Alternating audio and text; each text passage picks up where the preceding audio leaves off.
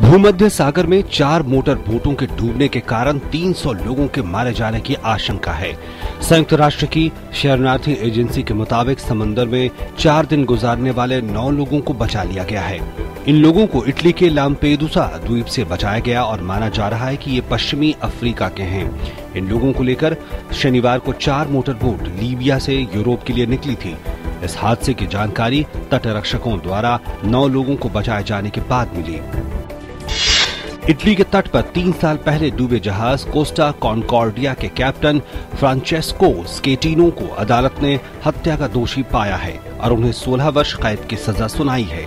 Costa Concordia Italy के द्वीप गिगलियो में चट्टानों से टकराने के बाद डूबा था, जिससे उसमें सवार 32 लोग मारे गए थे। कप्तान फ्रांचेस्को स्केटिनो पर आरोप था कि वे जहाज को तट के बहुत नजदीक ले गए थे और दुर्घटना होने पर चालक दल के सदस्यों के साथ यात्रियों को जहाज पर छोड़कर भाग गए थे।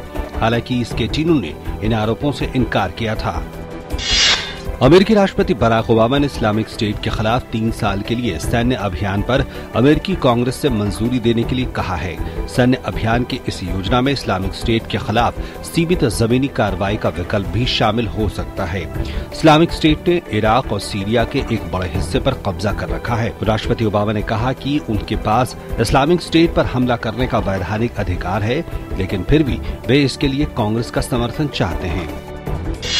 अमेरिकी पुलिस ने उत्तर कैरोलिना में एक घर में 3 छात्रों के शव मिलने के बाद एक व्यक्ति को गिरफ्तार कर लिया है।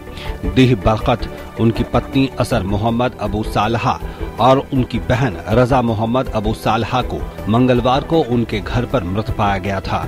इन तीनों के ही सिर पर गोलियां मारी गई हैं। 46 वर्ष के क्रैक स्टीफन हेग्स को हत्या के आरोपों में गिरफ्तार किया गया है। पुलिस जांच कर रही है कि ये हत्याएं किसी तरह की नफरत से प्रेरित तो नहीं है।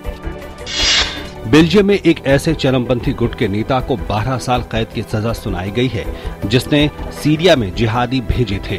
बेल्जियम में ये अपनी तरह का सबसे बड़ा मुकदमा है। अदालत ने शरिया फॉर बेल्जियम समूह के कुल 45 सदस्यों को चरमपंथ से जुड़े मामलों में दोषी पाया। जज ने इस संगठन को एक आतंकी संगठन कहा और समूह के नेता फुबाद बिल कसीम को जेल भेज दिया। संगठन के अन्य 44 सदस्यों को 3 साल से लेकर 15 साल तक की सजा दी गई है। इनमें से कुछ को निलंबित सजा दी गई है।